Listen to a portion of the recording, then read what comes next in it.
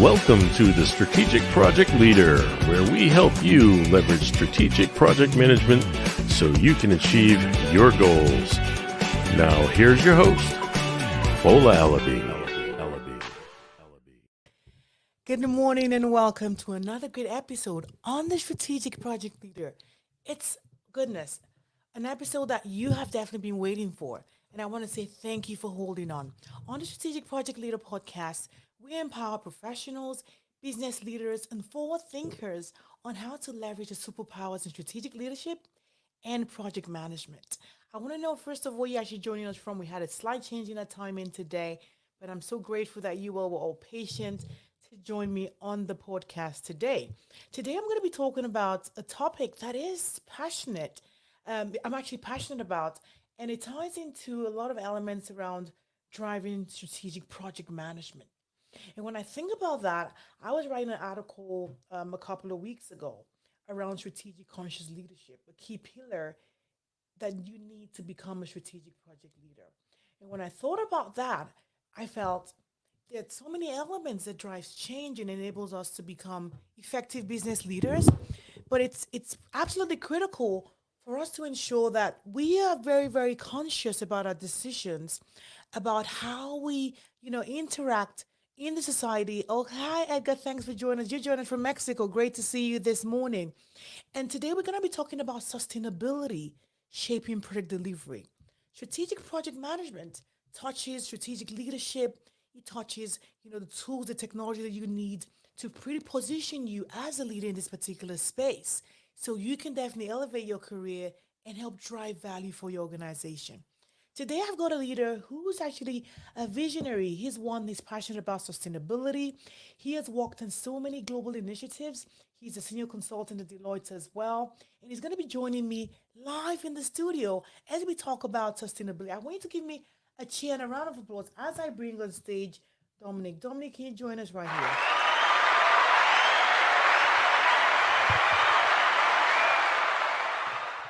Great to have Dominic live in the studio in Calgary here with me today. Dominic, how is it going? Oh, it's going well, and it's really good to be here. I've been out of the city for a little while, back in for the weekend, it's a holiday weekend. So yeah, it's really happy to be here, have this discussion, and get to catch up again after a couple of months away. That's right. We're talking about sustainability and how we can actually help shape project delivery. I want us to go back to the basics. So, Dominic, for someone who thinks about, I'm just a PM or I'm just a business leader, and we've been talking about sustainability and the sustainability goals that the United Nations has, that where do they actually start in navigating this? For sure. I mean, sustainability definitely is the topic, the hot topic of today. And I would say even of the last couple of years here, so I'd frame it sort of within the global context, Yeah. And if you just sit back and sort of say, how did we get here?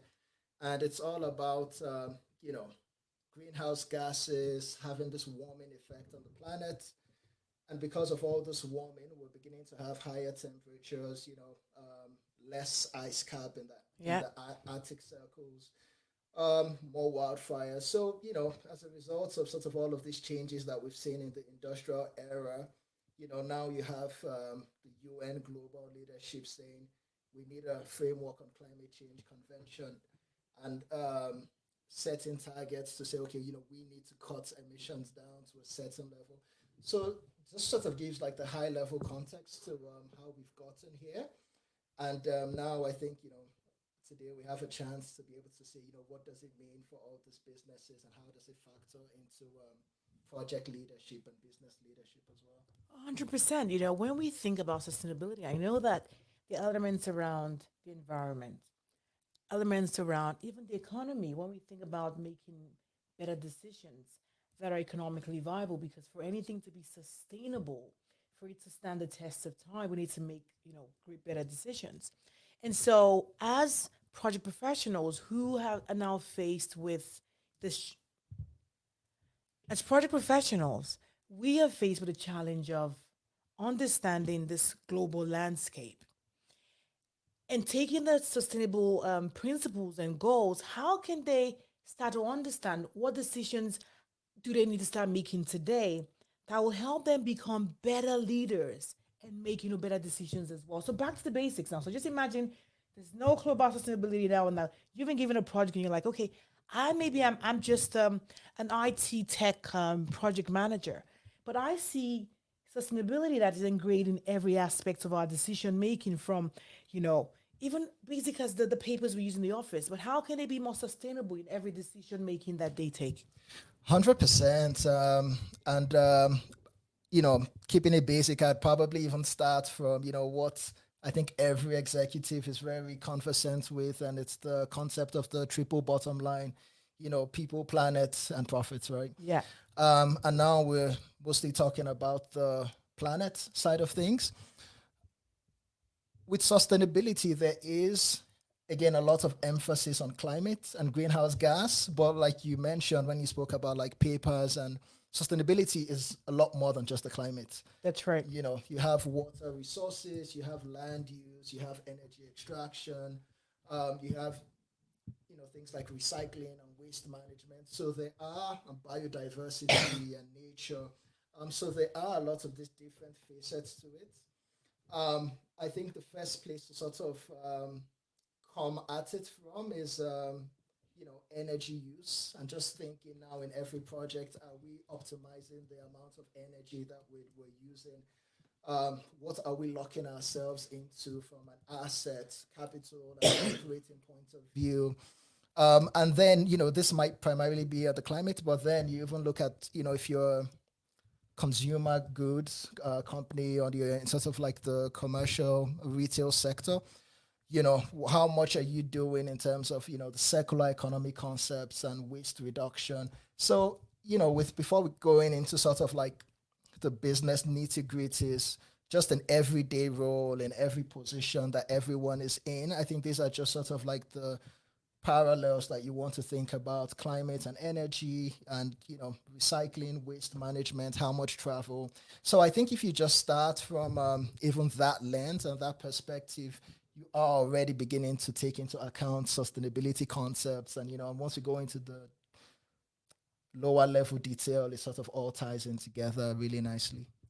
I love the fact that you said, even in our day to day, we are making decisions, from deciding to jump on the plane, from, how you navigate the team structure and the business structure. We talked about the triple bottom line earlier on.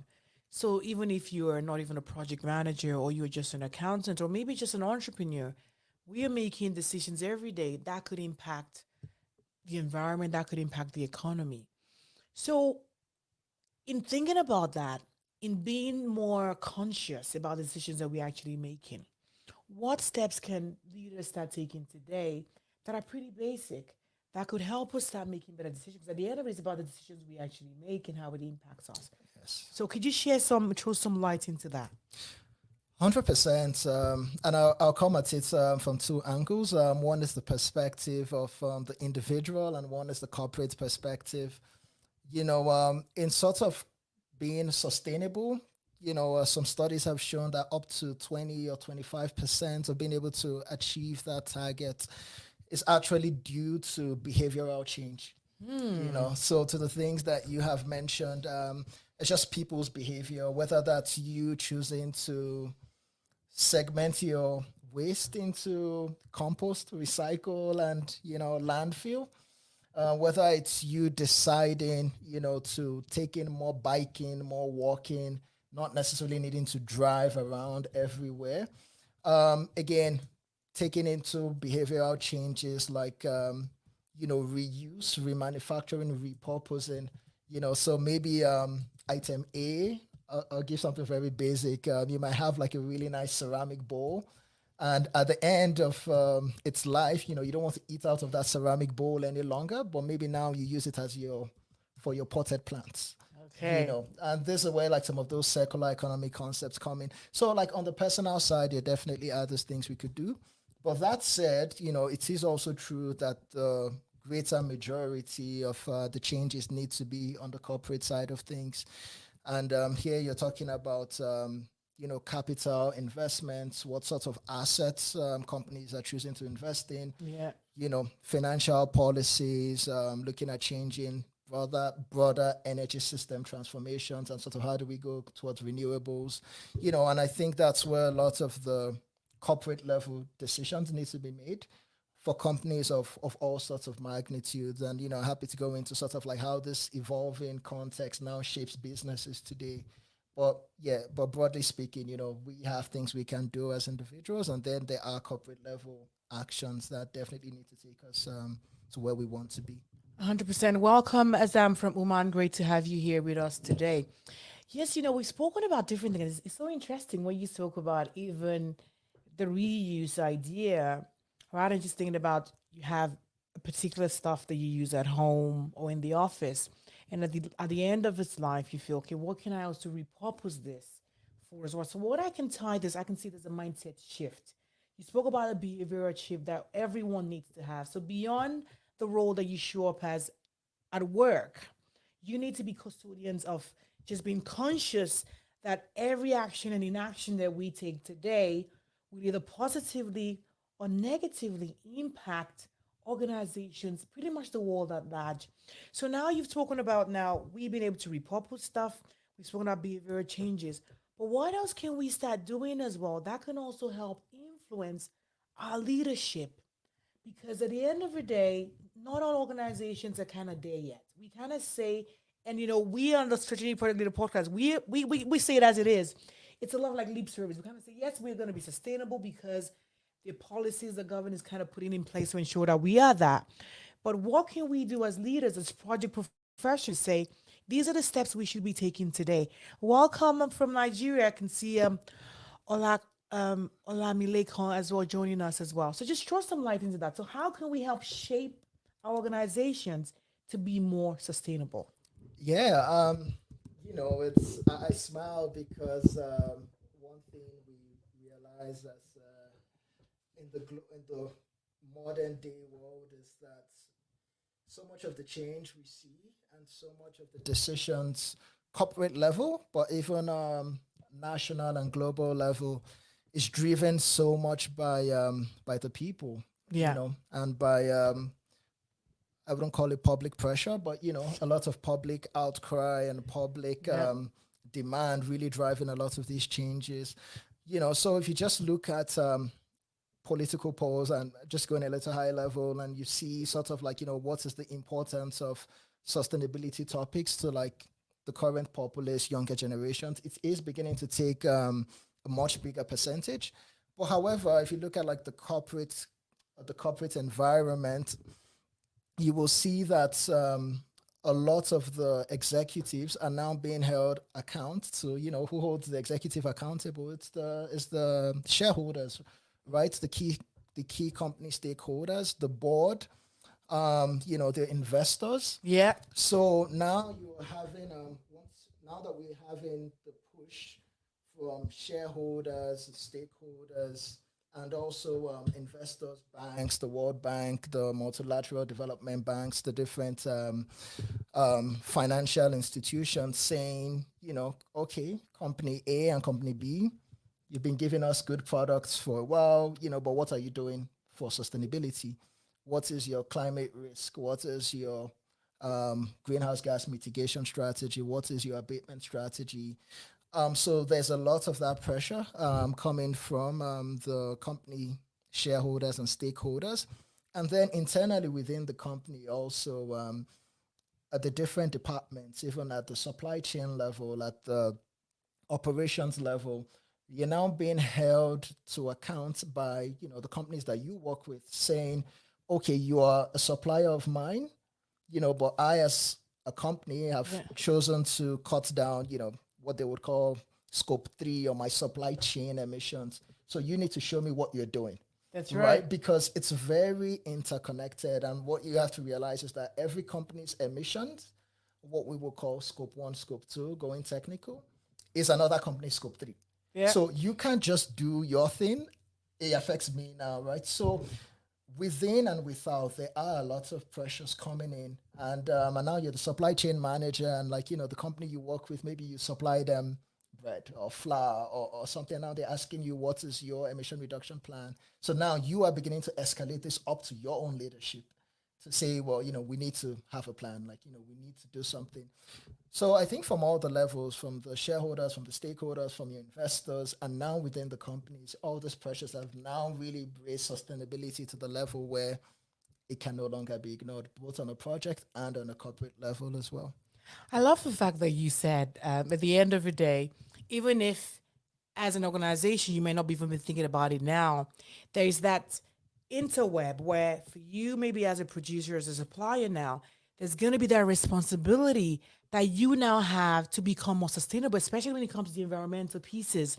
And taking action today will help you pretty much become a leader and be at the forefront of that. So from experience, I know you've been a consultant for a global, one of the top fours. You've seen so many organizations actually struggle with trying to like meet up with all the sustainability pieces as well. What would you say has been the number one challenge organizations definitely face with sustainability issues, and how do you think we can actually overcome that?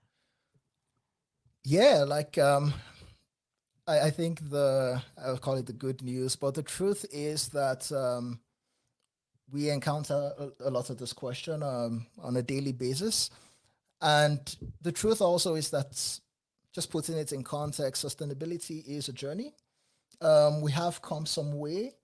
Most companies are now beginning to become aware, but there's sort of like this thought at the beginning, which is like, what's going on?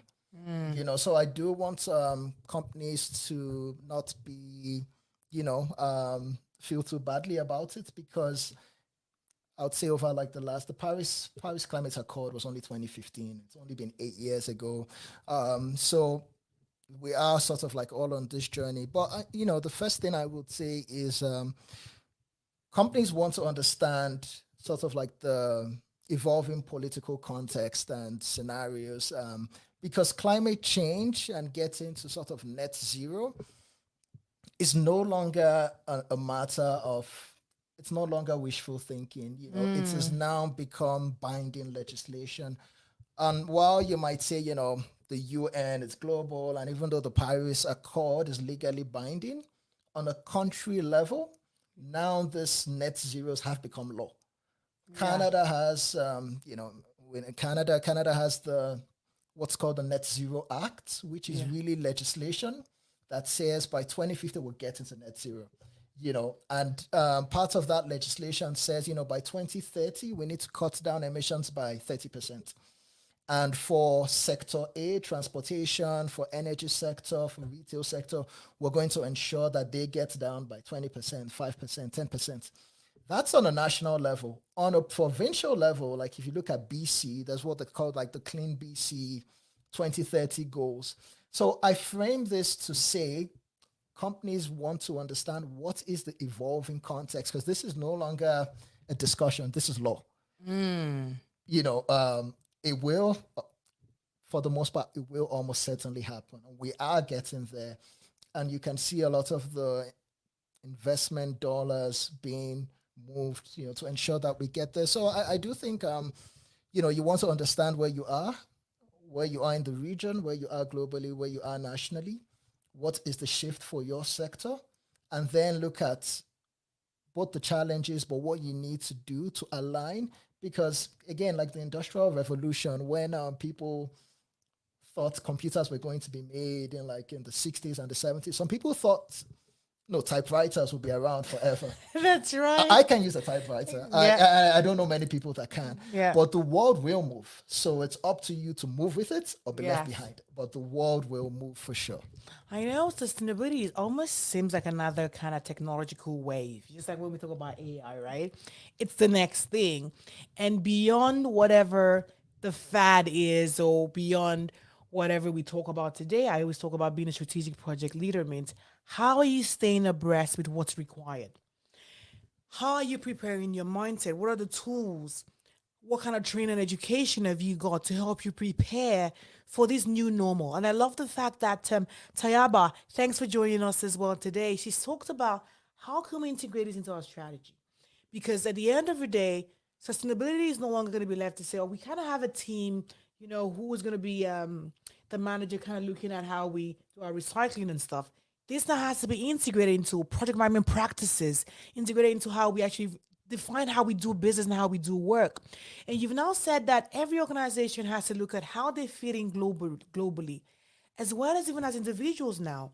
How does your role fit it into this overall sphere of change?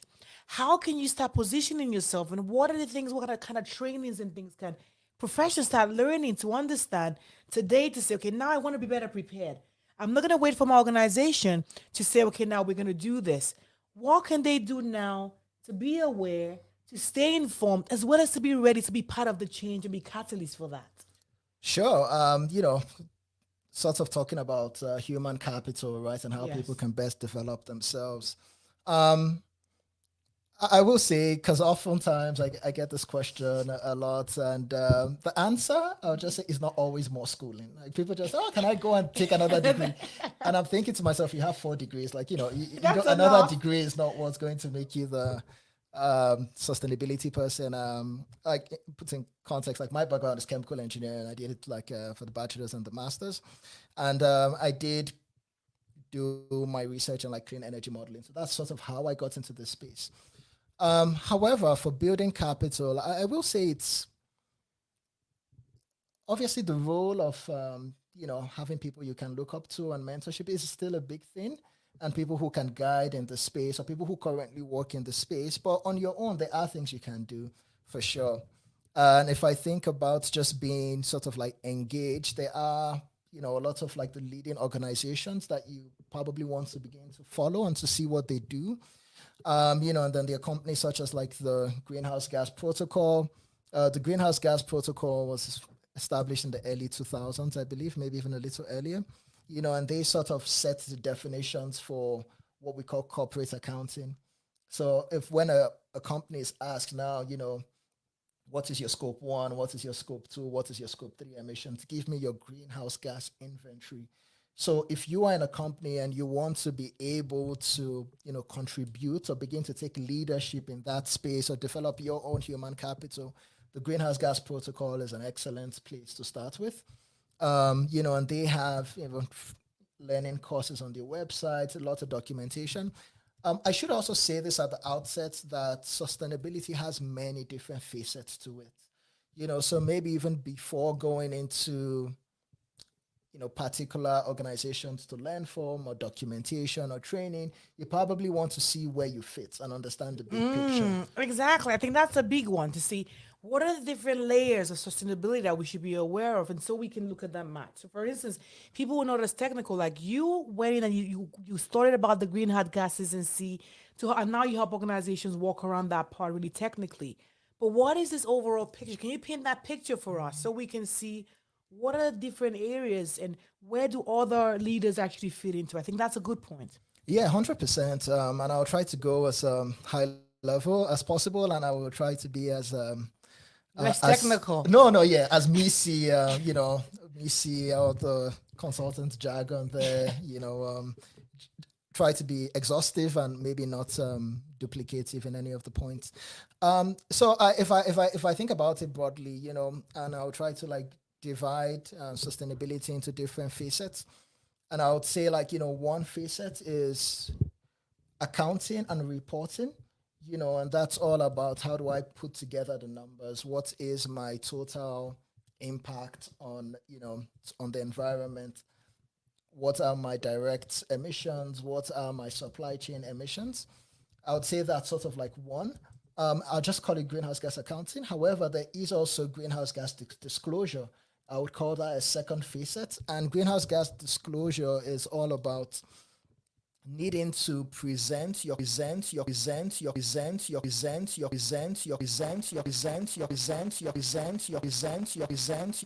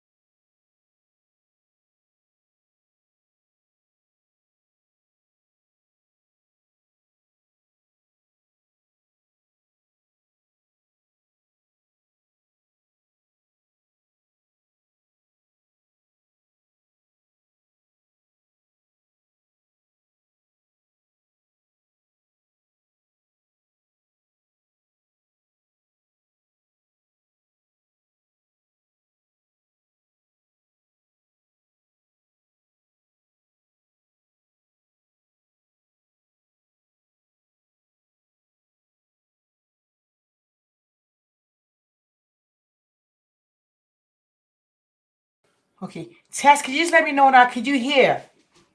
Test 1, 2, 3. I want to be sure that this is good. And also, just a note, we just have a note for StreamYard so we can be sure that StreamYard can pick this up for us and fix it to the back end. Is there audio now? There's audio. Fantastic. We just got news that there's actually audio. So we just go back. This is actually a technical issue with StreamYard. We've been working on this for a couple of weeks behind the scenes, and hopefully we can get this fixed. But thank goodness that you can actually hear. So we're just gonna get Dominic. Can you just go back? You've actually hashed a lot of points. At number 2, we spoke about disclosures. I know you were talking about in California and New York. They have actually put together some bills that have actually passed around disclosures that even ties to my other countries and other pieces that actually links to the work that may not be affecting your currency. Could you just walk us through that pretty quick? Yeah, for sure. I was just trying to give sort of like, to the question of, as professionals, as individuals, understanding sort of where you fit in the sustainability equation, and then being able to go down that path to build human capital and to build your know-how. So the first point I had mentioned was about greenhouse gas accounting and inventory, and that's all about putting the numbers together to say, what are my emissions, or what is my impact. The second one being reporting and disclosures. And again, that's coming again to the question of shareholders and needing to let the stock markets know, what is the impact of climate on my business. If I have assets that are going to be at risk of the next flood or hurricane or earthquake, now I need to disclose it so the markets can decide if they still want to invest in my business. So and those disclosures again go to what organizations like the TCFD, the Task Force on Climate Related Financial Disclosures, work by the IFAs, and then that also comes into the legislation in California and New York, which collectively almost account for half of the United States economic power, right? So there's a saying that when California moves, the whole country moves with That's right. California in its own is 20%. So the other 2 facets I was talking about is the third one being decarbonization, and your decarbonization strategy, which then answers the question of, okay, I am able to account for what I do, I'm able to disclose what I do, how do I go to zero? That's the question. Like, what is my decarbonization strategy? Do I need to go solar, wind? Do I need to change things in my supply chain? And then the fourth facet, I'll just broadly call sustainable finance. And it's really important because, again, talk about triple bottom line, but one of the triple is profits, right? Businesses will not run at a loss. So being able to understand even things like sustainable backed financing, now you're able to get loans linked to your sustainability performance. It's an incentive now to make sure that it is an incentive for sure, but it's also a carrot and a stick. Because again, now you have organizations such as like this collective financing for net zero group, looking at saying, if you're in certain sectors or if you're not doing up to a certain amount in low emission sectors, we will not offer you financing. So it is stick and carrots. And then the last thing I will just touch on, adjacent to sustainable finance, is the climate transition is an economic transition also. There is a room for a lot of opportunity. And I spoke about like the computer and the typewriter, but companies who chose to go into computing now reap the benefits today. And companies who thought they would stay only in typewriting are probably out of business. There's the analogy of Google offering to be bought by Yahoo, back in the 90s, and Yahoo saying no, and like now Google is so much so far ahead of Yahoo. So now you have all these new technologies, electrifications. Many people now have heat pumps in your houses. You have solar panels on your roof. You have electric vehicles in your garages. These are also economic opportunities that businesses can go into. So there are many different facets. There's some legal facets, but so in terms of building human capital, I think you do want to see where you fit and then kind of go down that line to say, okay, how do I build competency and who are the organizations that I want to follow in the area of most importance to myself? I definitely love that. So just breaking that down, we can see that our areas around especially when it comes to the environmental side. We talk about the disclosures, the decarbonization strategies. I think that's pretty huge for the oil and gas industries, even for the major infrastructure companies as well. And even within IT, interestingly, because at times you may feel that I just do IT transformations and why do I care about sustainability? But now, beyond just your organization, they are the interconnected pieces, especially if you do business across the world and globally. You need to start thinking beyond just your area of work and understand how does my role get impacted. And I love the fact that you spoke about the economic piece because here on the Strategic Project Leader podcast, we want to empower you to pretty much leverage tools so that you are prepared for the next opportunity. You can actually become the next person who moves up vertically in the organization as well. And so the economic piece is what I wanted to dive into a little bit as well to say, how can we now position ourselves? We know that from a skill set perspective, we can pretty much engage and learn more. We can start understanding, how does this change when it comes to maybe like solar, or how does it change when it comes to technology? What do you really see that the trend will actually be beyond just another education? What else can we do apart from just connecting with these organizations? What can we be doing now that may actually help us economically, though? Maybe Mhm. like land better jobs, or maybe create other opportunities, or maybe start new businesses. I don't know. But what are your thoughts on that? Uh, there's so it's one of these areas where there are many things, but you do want to find what is right. So I'll just first come from the perspective of someone who works for their company, and maybe you're looking to move up, or like you're saying, okay, how can I enhance my brand in the company? How can I, further my position? How can I bring something unique To the um, table. to the table? So if that is sort of from that perspective, you're aware of what your company does. You do broadly want to say, okay, what are our products and services? Yep. What are our supply chains? And then look for, what could be the opportunities in that. And I will just say this broadly, there is immense, absolutely immense opportunity in this space because companies are now saying, okay, we need the people, opening positions, and I think most people can say within the organizations they definitely see a lot of this.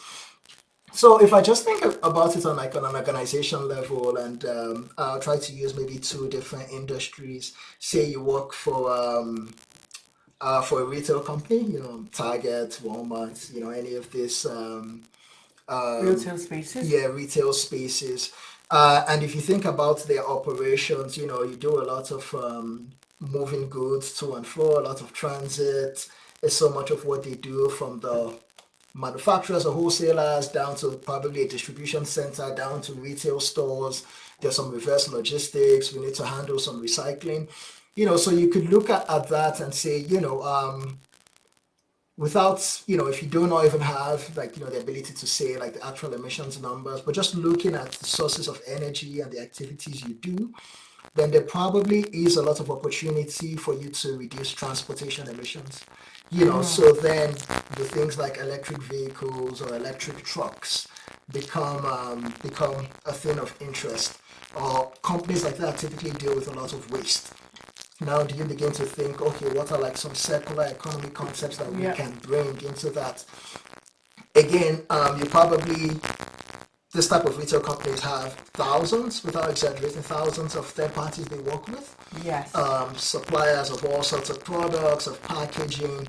Then you now look at things along, do we maybe get more sustainable packaging, or are we able to reduce the footprinting of the products that we get? And nowadays, like you might go into the store, just to give an example, and you might pick up a piece of beef, and you now begin to see things like climate smart beef, Oh, sustainability certifications on the package. And I know this because I have actually worked on one of this for a client of ours, you know, that's able to get that from like the national authority, right? So if you're in the US, it might be the FDA. If you're in Canada, it would be the health ministry. So you do want to look at your corporate company's activities and then think, maybe within my service line, and maybe you work in the packaging department and say, okay, should we keep using paper? Do we keep using plastic? And you can begin to drive the discussions, right? You don't even really need to know everything, but what you do need to do is bring a perspective. That's right. Bring that discussion up, and then, maybe you get the consultants like myself To come make it happen. to come in and make it happen. This seems like a sales gig, yeah. I'm just saying. No. But for sure, I think in the flow, there's so many elements, as you said, that we need to break down to understand where within our supply chain can we actually understand our use of energy. Now, looking at the environmental piece, right, the sources of energy, and see how we can become clean. Even when we go back to the developing world as well, we might say, where people in Africa, do we need to start thinking about that now? But yes, we have to start taking actions to ensure that we are doing the right things, to ensure that we get the outcome that we definitely want. I just can't be sure that, can you hear clearly and everything's fine? Okay, I think that's definitely good. Okay. The static is clear. Thank you so much. We're working behind the scenes with StreamYard to be sure that we could get all the technical big glitches away, but we're diving into something really, really good, deep. I don't want us to miss any moment of this. We've spoken about, the tools, the trends, how we can pretty much build human capital to position ourselves as leaders in this particular space. And I think it's a perfect segue for project lifestyle. Oh my goodness, I didn't realize time had actually gone so quick. From a project lifestyle perspective, I think, how can we be more sustainable even in our personal life? Dominic has been so great as he's dived into a little bit of some ideas as to what should we be doing even in our personal life. I remember delivering a keynote on sustainability a couple of months ago, and I had an analogy that I gave, and I want to share that pretty quickly. And I thought about my son, my 5-year-old. And then at times he comes to me and says, Mom, I have all these options, what should I pick on? It's like a buffet. And then I'm like, you need to educate yourself. You need to understand what's out there so you can make a decision. And my framework for you today when it comes to sustainability is a framework I call EAT, E-A-T. The action for you is E for education. It's paramount that we need to educate ourselves on what's required and what the industry trends are today. What you need to understand, you need to evaluate where you're at. And I love the fact that Dominic has said that understanding where you fit into the overall framework, the overall system, sets you in a better position to, where do I start? A self-assessment comes with education. E for education. So what resources are out there? What can I start understanding when it comes to technologies? What can I start understanding to understand? How does it affect IT? How does it affect the oil and gas sectors? How does it affect finance? How does it affect me because you're in the financial services sector? Because it's all coming.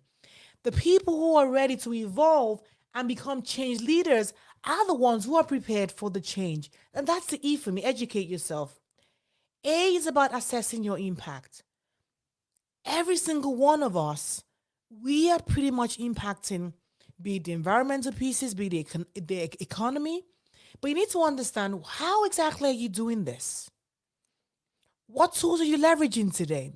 How are you making decisions when it comes to environmental decisions even at home? What exactly is your impact? How are you assessing that? And that's going to be a question for you. It's for us to also know what tools you use in assessing our impact. And then the T there is about taking action. The leaders who differentiate themselves are the ones who are transformational, who are the ones that take action. So when you educate yourself, you assess what your impact is, you can take action today and say, I want to become positioned to become a strategic driver. I want to be the one who's going to get called upon when we're moving through this whole energy transition piece. Or it might just be within retail. But are you the one who will be called upon to lead this change or help drive the change? Remember the word EAT. Educate yourself, assess your impact, and take action. Now to you, Dominic. How do we wrap this up? With this in mind, how can we really assess how we fit in? Because I know there are kind of tools we could do a quick assessment, but assessing our impact, you do this with organizations already, but how can we assess our impact just as individuals? Yeah, I almost feel like I want to start with a T to take impact. Take Just action. yeah, or take action. Excuse me. Okay, that's fine. And it's a bit of a not a clarion call, but it's a call to action. That's right. It's nothing is too small. You don't need to know everything to begin. It could be for you just bringing up the discussions, bringing up the ideas, taking those first steps. Because I tell you, even things that you might think, it's a bit of a basic idea, it could really make a lot, and you might not really have people in large organizations, even knowledgeable about this. So being able to bring up the discussion and, just taking that first step is so important. So if I go to the A and like assessing your impact, there are a lot of tools. It might be one of these things where there are like so many tools where I think, again, to your point of, just first looking at the fit, but I will strongly recommend sites such as like, the WRI, and I know I'm going to go into a bit of terminology here, Absolutely. like the World Resource Institute, great website, the Greenhouse Gas Protocol, great websites, and even they have lots of tools for national level, but also even down to the individual level. Things such as like how much do I displace just annually by choosing to recycle? How much do I, affect the climate just by putting my landfill in the black bin as opposed to in the green bin, which is the compost bin. So you do have a lot of tools like that. And then again, I'd recommend on like the national websites here, such as like the Office of Energy and Efficiency by like the Natural Resource Canada, the United States Department of Energy, the USDOE. They have amazing tools. They have tools to tell you how much solar panel you should have on your roof based on your location, based on where you are in the world. Even the type of solar panels, and they have things such as even like the EV vehicles. So you do have it might be like there's a lot out there, but once you just know sort of where You see, you where fit you in. sit, then Yeah. you want to just go after. And again, I would always still say like having discussions with people in the space is always great. Like people who are in that space that maybe you want to be in. And just in terms of being able to, channel you in the right direction. Yeah. And again, you might be like thinking about your impact of waste management, and then you want to look at organizations such as like the Ellen MacArthur Foundation. There's the Circular Institute. These are like organizations that really put forth a lot of the critical thinking and assessment frameworks and tools on how to, assess your impact to just with waste management. And again, there are maybe a million on one of these, but again, I'll just say keep a curious mind. Talk to people in the space. Spend time on these websites. Everything is open source. Honestly, I don't think there's anything I do or have used that you don't have access to. That you haven't, you I'm need to telling pay you, for it. you don't need to pay for it. All these organizations I've mentioned also have YouTube channels. They have notes. So it's all just about knowing how do you condense it and just what do you really need. But again, like I say, really all the information, everything is really out there. It's all open source in today's world. You have heard that. The information you need is out there. The future is now. Sustainability is not going away because when it comes to driving economic sustainability, when it comes to environmental pieces as well, it's actually in our hands to actually do it. So remember, you have to eat, educate yourself, assess your impact, and take action. My goodness, I cannot say thank you enough. Dominic, you have shared great wisdom with us this morning. I want to just applaud you. And I think we're going to try to see if we can probably take some couple of questions that we've definitely have some few minutes for that. So we're going to get into the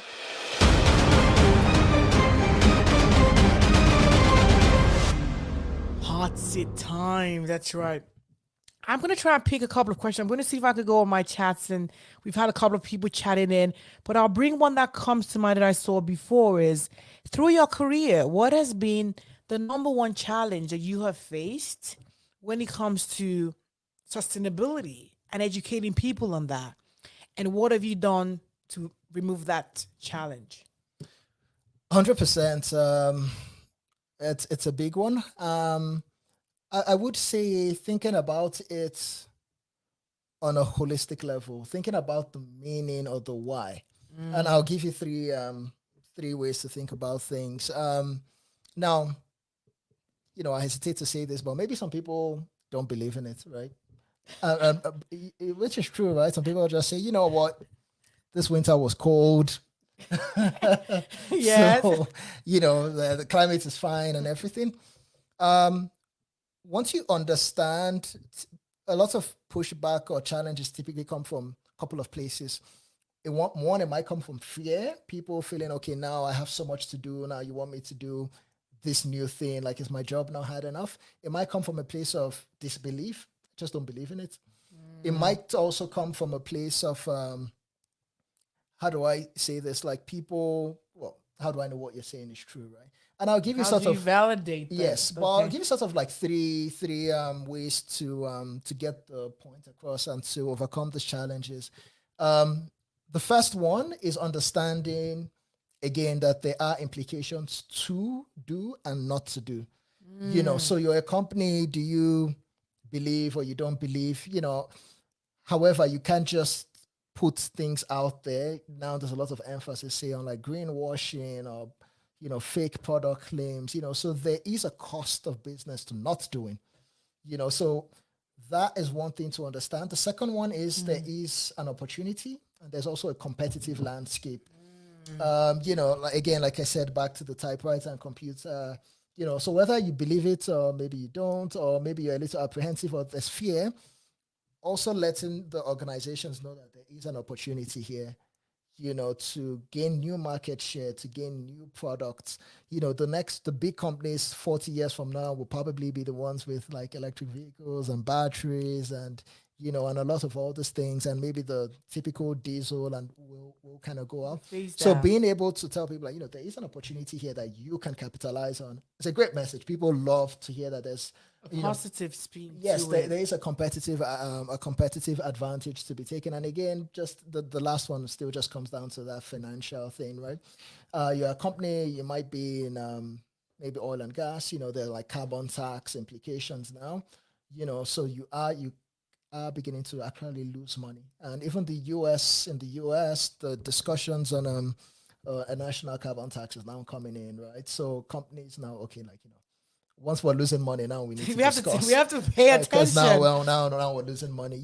So I think understanding where a lot of those are typically the challenges I face. So just being able to take again, we're trying to cut emissions, and we're trying to get to net zero. We're trying to be sustainable, but at the end of the day, there are business reasons behind this. As well. Losing market share, gaining new products, gaining new market share, gaining revenue, not being penalized, regulations, not also having stranded assets. Because depending on what your business is, you go It's gonna now. get to a point that you can't even use them anymore. Exactly, like you go in Canada now, maybe you're a manufacturing company, you go like developing the next $100 million coal plant. That coal plant will be there for 80 years. No one, No like, one's gonna use so it. stranded assets are big. So there are business reasons also at the end of the day.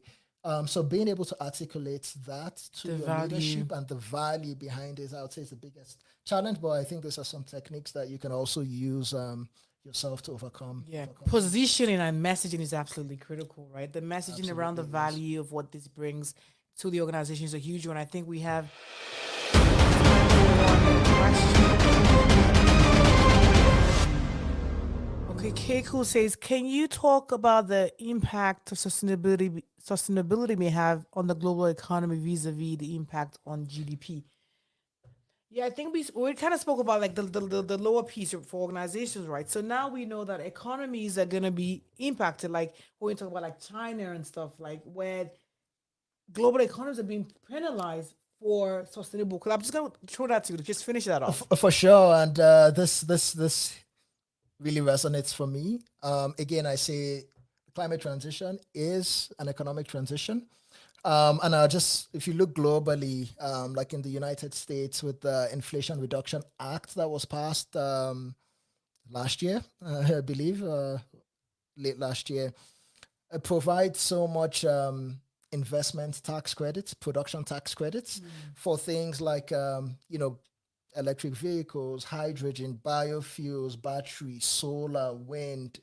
Um, the total impact of the IRA is estimated to be close to about $1 trillion. But the United States, they know why they're putting $1 trillion out for companies, because the country that's able to be the hub to advance the technology for the next level of EVs, critical minerals, if those are being done, say in the US, as opposed to being done like in Europe or in China, the economic benefit to the US is immense. That's right. It's you're talking about, if we go down the parallels of look at what oil discovery in the early 1900s did for countries, Yes. how rich it made, whether it's Canada, it's in Africa, it's in the Middle East, Mobil and Chevron and Exxon Mobils, and just the amount of that is almost what we're facing, right? So there is a bit of that rush. The EU, was not very happy with the US IRA because from the European Union perspective, so what you're trying to tell me is that all the European companies are going to the US. Yes. And now China is also having their own incentives with, like, they're currently the largest EV producers in the world. Canada is trying to get in on the action. We've just given, I believe it's Volkswagen, huge incentives to have like the next big battery manufacturing plant in Ontario. So globally, it is a massive shift. Like, the proportions can really not be underestimated, and this impact on GDP, but what GDP means is jobs and its livelihoods, Yeah. So on a global level, there definitely is open season Open season. on the next technology. And again, I would just say, even if you're an IT person, you're a technology company, there's a lot of enabling tech infrastructure, data gathering, there's a whole supportive ecosystem. So it's not just the technology, it's not just the climate solution or the next battery. There's also like IT solutions to support it, legal implications, people even with blockchain technology. It's really economy wide ranging, new supply chains and all of that. So definitely big impact incoming. My goodness. This is the final word. It is open season.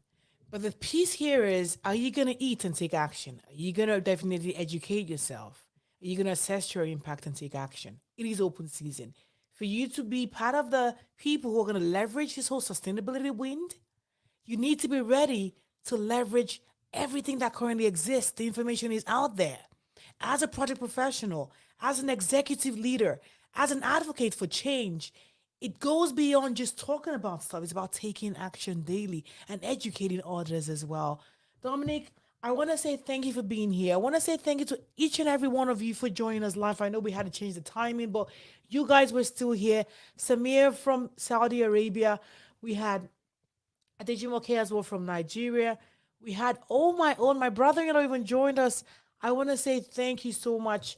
The ED from EcoBank in Nigeria, Keiko, Edgar from Mexico, from Oman. And just I know that we've had issues with StreamYard not filling in the comments as well coming in as well. I just want to say thanks to each and everyone for being here. But Dominic, how can people connect with you? And can you just tell people to know a little bit more about you and what you do and how can you support them?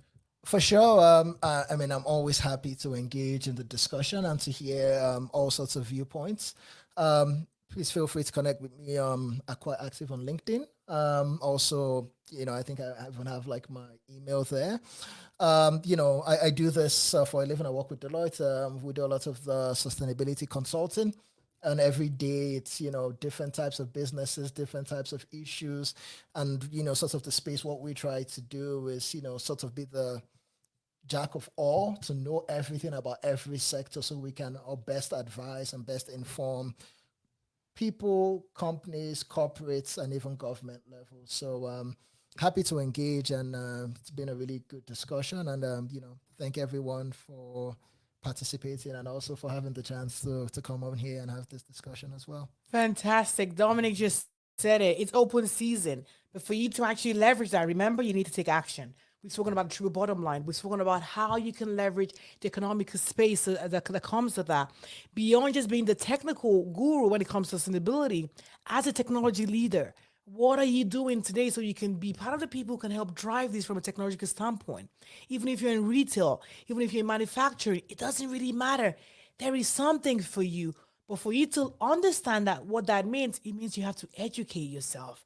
So take action today. We're gonna have a lot of stuff in the show notes. So make sure you go in, check it out, and take action. As I always say, a great man actually said he wants to make a ding in the universe. But I say together, as strategic project leader, we can make a positive dent in the universe together. Thank you so much. Remember that you are your life's project manager. To make your life's project count for something, you need to just take action. Take action daily. Once again, I'm your host, Fuller FLB. I am always here to empower you to live your best life, create the best businesses, move up the corporate ladder, all leveraging strategic leadership and project management skill. Same time next week. Let's continue the conversation. FollowAlabi.com as well as in the comments below as well. I cannot wait to hear your questions and just your comments as well. And see you same time next week. Bye bye.